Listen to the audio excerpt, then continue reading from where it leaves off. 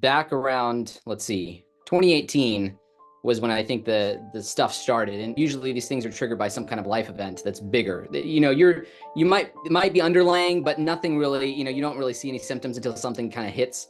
Hmm. And for me, that was when my mom passed away in December of 2018. And I was also under a lot of stress with work. I had some, businesses I've been running and stuff like that. And so I was like, man, there's just a lot of stress. So that all that took hit at once. And we had just had a kid like weeks before my mom passed away, like another baby. And so it was all this stuff at once, a lot of life changes. How So old were with you? 27. And it's 2024 now, so 6 years. You're 30 now. So I'm 32. 32. So yeah, well, 2018 was when my mom passed away. Right at the end, though, within a year, I started having some symptoms and stuff. But really, what I noticed, it was like some gut issues. I didn't have any really big stuff, which was like, oh, probably must have eaten something. It was like some pain that would come up in my my throat and just different things like that. And around that time, though, I did a photo shoot with my family, and I noted I was overweight and I looked sick, and I was like, I got to do something. I don't want to be this way. I've got to Yeah. do something about my health. And so I actually started eating healthier foods. Like I was like, okay, I'm going to put fiber. I'm going to eat a lot of fiber. I grew up vegetarian, so I'd never eaten meat. I'd always been vegetarian, but I was a junk food vegetarian. I mean, it was, potato chips, mac and cheese, pizza, grilled cheese sandwiches, burger, veggie burgers, whatever. It wasn't healthy at all. And I was very much of like a one type meal person where I'd eat the same thing every day for breakfast, since I was an adult, I would eat, Eggo waffles with a side of like a veggie bacon and orange juice every day for like years for my breakfast. So you're not a very healthy vegetarian at this point. You find yourself Exactly. overweight, what was interesting, Yeah. because when you started, getting more severe IBD issues and you came to us, you were extremely underweight. Yeah. So I had started overweight, and then I started eating healthier. Like I was like, okay, I'm gonna eat a bunch of salads. I dropped some of the junk food. I was eating high fiber breads every day. And I was just like, man, I'm gonna do this. And I lost a little bit of weight. I came down about 10 pounds that first part. But then I started seeing symptoms of IBD, and I didn't know what it was. At first, it was like my bowel movement started going up. I never got to crazy amounts. I went from, maybe one to two a day before, to like 3, 4, 5, 6. And Yeah. I would just be throughout the day. And I just thought, oh, I'm moving a lot. I'm eating different foods. Maybe it's just that. Then I started noticing some blood. I thought at first it was like, oh, I must have eaten some tomato that didn't digest. I didn't know what it was. I was like, this is something red. And this was like end of 2019. And through December, I went on vacation with my family, noticed it on vacation. We were on vacation. I was like, oh man, it's still there. And it had been like a month or more. And then another month had passed and it was still there. And I was like, okay, something's up. Like this isn't going away. I noticed that it just kept getting slightly worse. I had some friends that I talked to. One was a nurse, and I told her, and she's like, you have to go see somebody right now. It could be colon cancer or whatnot. Like who knows? Like Google's like colon cancer. I mean, it's like top thing. Kept bleeding. So I ended up going to an urgent care, and they gave me a thing to go see a GI doc from the urgent care. And so went to the GI doc. She was like, okay, well, it could be some different things. It might be some hemorrhoids. We're going to do a colonoscopy to just kind of see what it is. And so in March 2020, I went in for my colonoscopy, and right then, like basically she's like, it's Crohn's disease. We can tell like from it's kind of up past your large intestine into your small intestine a bit. And she's like, we're pretty sure like it's Crohn's disease. We have a test sent out, and then I did a blood test too to be able to get diagnosed. Like I had multiple things, and when they all came back, it was all Crohn's disease. And so the first thing the doctor was like, okay, prednisone, you're going to be high dosing prednisone to start with. I went home and I emailed her, and I was like, hey, because this was right when COVID was hitting, and and prednisone's like shuts your immune system off, basically. And I was like, I don't feel comfortable doing this. So I wrote her back and I was like, is there something else we can do? Because I don't really want to take this. Everybody's telling me, you won't be able to, you shouldn't take this.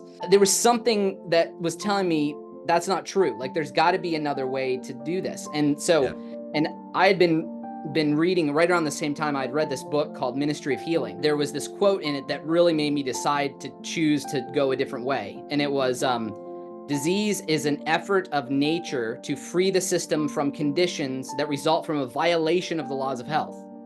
In case of sickness, the cause should be ascertained. Unhealthful conditions should be changed and wrong habits corrected. Then nature is to be assisted in her effort to expel impurities, to be reestablish the right conditions in the system. And so I was like, this is my body telling me there's something wrong. Yeah. Not just, oh, let's take a drug and cover it up. Like, I was like, I want to know what's really affecting me. Why is my body doing this? Why is it telling me? now? Why is this happening to Yeah. you? You know, What is 27 going years on? old, 28. Yeah. I was not ready to give up that. And I was like, I know there's got to be another way. For a while, I kind of went on a journey to try to find my own way. I went to like a natural health doctor at some point, and they gave me some different tips. Like they were talked about a little bit of like doing some probiotics. That was one thing that was recommended, and a few other things. But again, it's still, I went to a really strict diet because I was like, okay, I know diet can do something. And so I cut everything out. And I remember, because I think you joined the S.H.I.E.L.D. program in 2021, was it? January of 2021. It's about March of 2024 right now, which is amazing. Yeah. So we're going on. It's been over 3 years. Yep, over 3 years. I mean, when we first talked, you said, you came in the program, you were like, hey, I think I need help. I want to jump in. And I just remember you saying, like, I eat 6 different actual foods. Yeah, I was doing smoothie for breakfast and dinner, very minimal smoothie. For my lunches, all I was having was, to keep the fat up, I was doing avocado, some like natural olives, and I found a lentil pasta. I was eating that every day. At this point, you didn't have severe symptoms. Like before you started the S.H.I.E.L.D. program, you had symptoms, but they weren't like a lot of people out there, maybe 15 bloody bowel movements a day. That's what was crazy. I had bleeding. That was the biggest issue for me, was the bloodiness, the mucus and stuff like that. I had urgency too. But what's funny, when I was diagnosed, my symptoms actually went up from when I wasn't. So all I had was bleeding, and I was like, oh, it's just bleeding. As soon as I knew or thought that there was something wrong with me, I started having pain in my gut. I started having all these things. And so for that first year, or a little less than a year before I started the program, I was trying to do everything on my own. I lost a ton of weight. I started at 150 something. Yeah. After I lost that first 10 pounds, was 160 down to 150 something. Then I was down to about 112 at my lowest when I joined the program, around that time. You were 112 pounds, eating 5 different types of six ingredients. I had food fear. And so I love that it's been a long time. I mean, you came in, and I remember you got some pretty good results within a few months. Eventually, we'll talk about some of the things that really helped, but eventually we did get your weight up to 135, 140 pounds, where when it worked, tell me a little bit about that. Well, I think, because I was stuck so long in that fear, it took me a long time to even want to try anything else. Like, I remember when we first started talking about adding in some of that blended oats for the oatmeal, cooking it, blending it, all that stuff.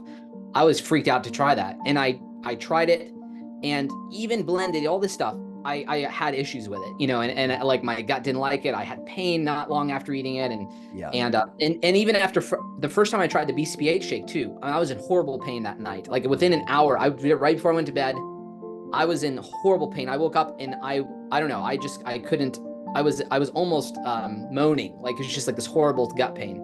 But eventually I realized, I just got to keep doing it. Like I can't just try it once. My body was like, oh, okay, I'm not going to do that. But I was like, no, I got to keep trying. And so, I kept doing the oatmeal. I did it once a week, and then I did it twice a week. And then I just kept pushing it more and more. Well, you wanted to stay as a vegetarian too. So we had to be able to work in polysaccharides and grains and things like that. And so we worked on your food philosophy, worked on how the food was prepared. We started trying different things that we thought could help gain weight, would reduce the negative reaction. And slowly started adding those foods in, which eventually did help you gain massive weight and get rid of the pain. I remember you were saying, hey, I was out skateboarding and there's no pain. And I'm doing great. Well, let me ask you this. So it was a long journey, and we're going to dive into some of that. But Rob, what are your symptoms now?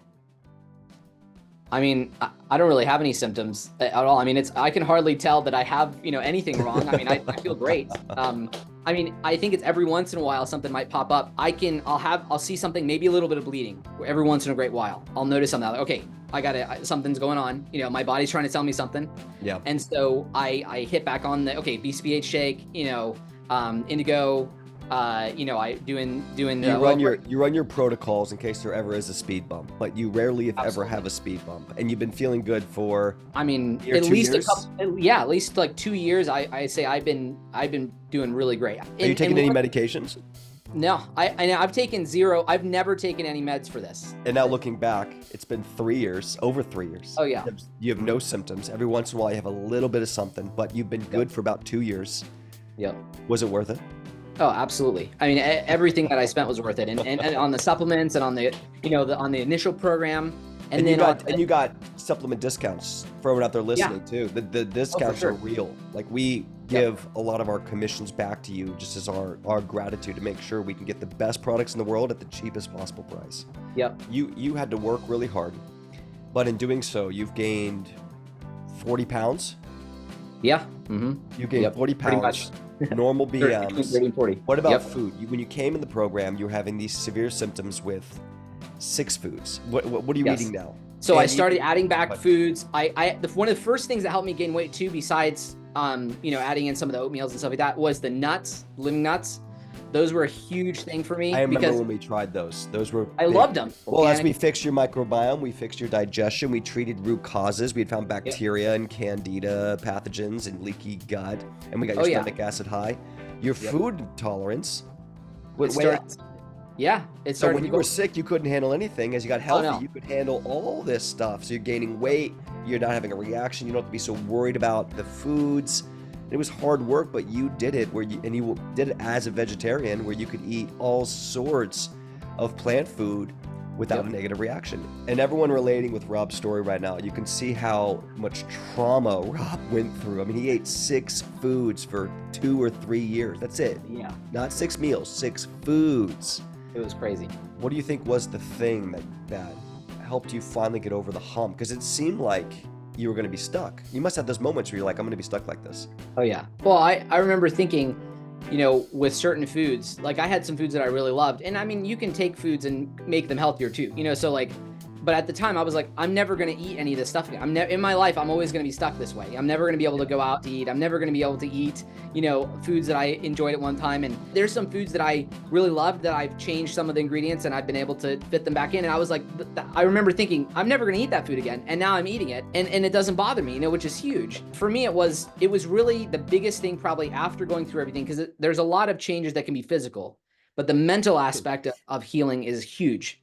Yes. And for me, if you can't change your mindset on the disease, that you're a sick person, that you have Crohn's or you have ulcerative colitis, the way the traditional medicine and doctors and stuff, they just say you're never going to get over that. You're always going to have it's lifelong. There's nothing you can do, whatever. And it's like, it really hurts your mindset on health and healing.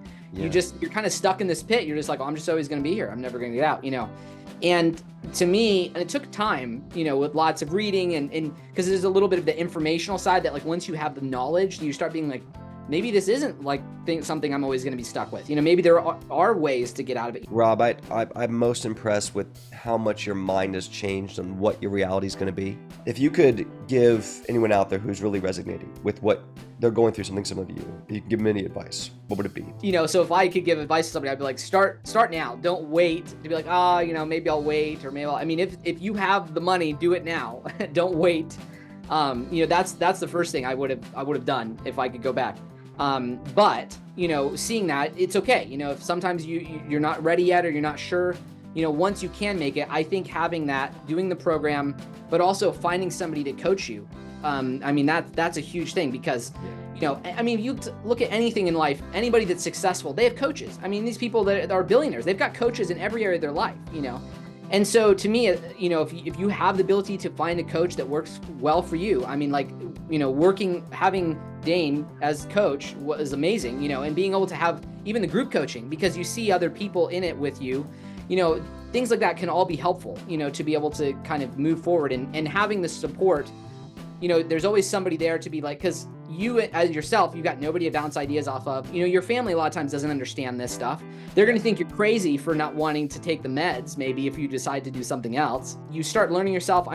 For me, it was reading a lot of books, finding out anything I could, because it was like, this is my thing. Nobody else is going to fix this for me. I have to take ownership of this. And if I want to be healthy, I've got to do something about it. And so, taking that ownership, to putting in the time, making it, investing in it, time and money in the books, in the supplements, in the coaching, all of those things are super important to be able to do that.